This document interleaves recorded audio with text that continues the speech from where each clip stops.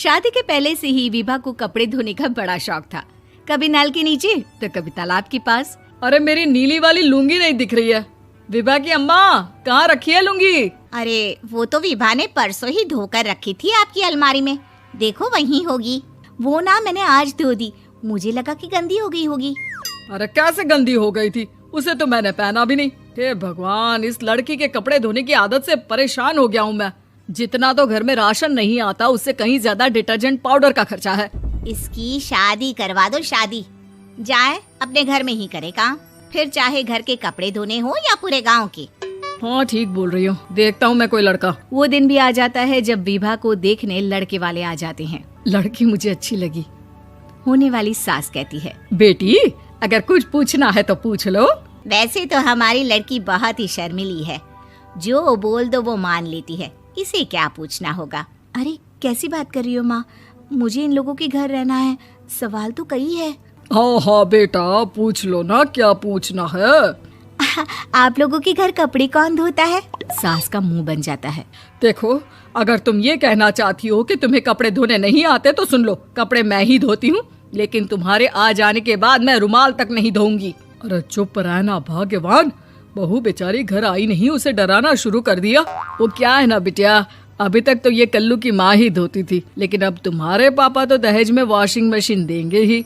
तभी विभा की माँ बोल पड़ती है, सवाल भी पूछा तो क्या। वैसे भाई साहब, मशीन की तो फिर भी कपड़े धोने की कैपेसिटी होती है। मतलब जो बिटिया दे रहे हैं ना विभा, इसे कपड़े धोने का बहुत शौक है। ये आप लोगों के क्या, आस पड़ोस गांव मोहल्ले सबके कपड़े धो दे और उफ तक ना करे। बाहर देखा नहीं आपने कितने कपड़े सूख रहे हैं? सब हमारी बिटिया ने ही तो धोए हैं। बस भी करो ना माँ, शर्म आ रही इतनी तारीफ सुनकर। और तो और एक दाग निकाल कर दिखाओ तो मान जाओ। हाँ अच्छा, माफ करना बेटा, मैंने गलत समझा। हमें तो रिश्ता बहुत पसंद है। और ऐसे जुड़ जाता है रिश्ता कपड़े धोने का शौक रखने वाली विभा का। उसकी शादी हो जाती है कोयला फैक्ट्री में काम करने वाले कल्लू के साथ। शादी के बाद अचानक विभा चिल्लाती हुई सास के पास आती है। सासू माँ, अरे सासू माँ कहाँ है आप? ये तो धोखा है, धोखा दिया आप लोगों ने मुझे। इसे ससुर के चक्कर के बारे में पता चल गया। अरे तो उसमें तुझे क्यों धोखा मिला है? अरे नल में पानी नहीं आता, कपड़े कैसे कब धुलेंगे? अच्छा, तू पानी नहीं आ रहा उसकी बात कर रही है। तो आपने क्या सोचा? कुछ नहीं। अच्छा, तेरी माँ ने कहा था कि कपड़े धोने का शौक है तुझे, याद आया मुझे। शौक बोलकर कपड़े धोने वाले मेरे जुनून को कम ना आके सासू माँ, कपड़ा धोना मेरा गुरूर है।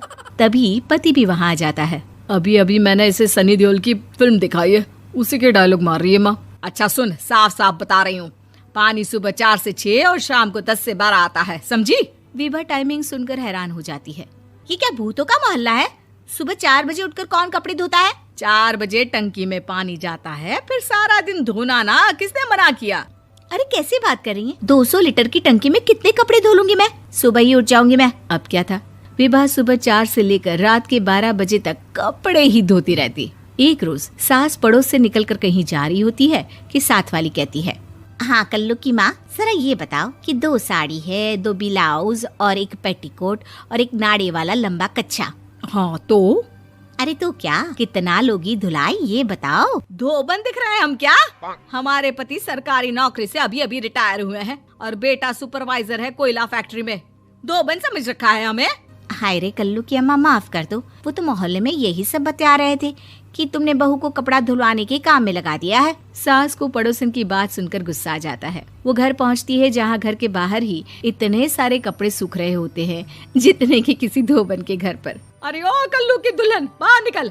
माँ जी यहीं आ जाओ, बाथरूम में चादर धो रहे हैं हम। अरे अभी हम धोते हैं, तुमको बाहर निकलो। ये आस पड़ोस वाले बोल रहे हैं कि हम बहू से कपड़े धुलवा कर उसे कपड़ा धोने वाली बना दिए हैं। अरे छोड़ो ना माँ जी, किन लोगों की बातों में आती हो? आस पास के लोगों का तो काम ही होता है कि वो किसी तरह सास बहू को लड़ा दे। बहू सारे घर के कपड़े धोती है, ये क्या कम है? बोलिए। सास को भी लग जाता है कि वो बहू का ये सनकीपन नहीं छुड़वा सकती, इससे अच्छा है कि खुद ही चुप हो जाए।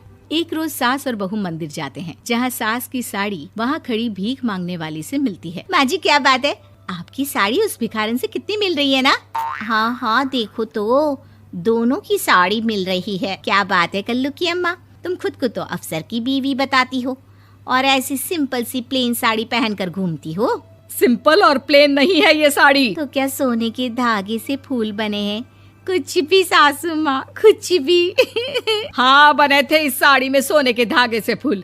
मेरे पति लेकर आए थे मद्रास से स्पेशली मेरे लिए 10,000 की। ताहे भाई साहब इस भिखारन के लिए भी सेम टू सेम साड़ी लेकर आए होंगे 10,000 की।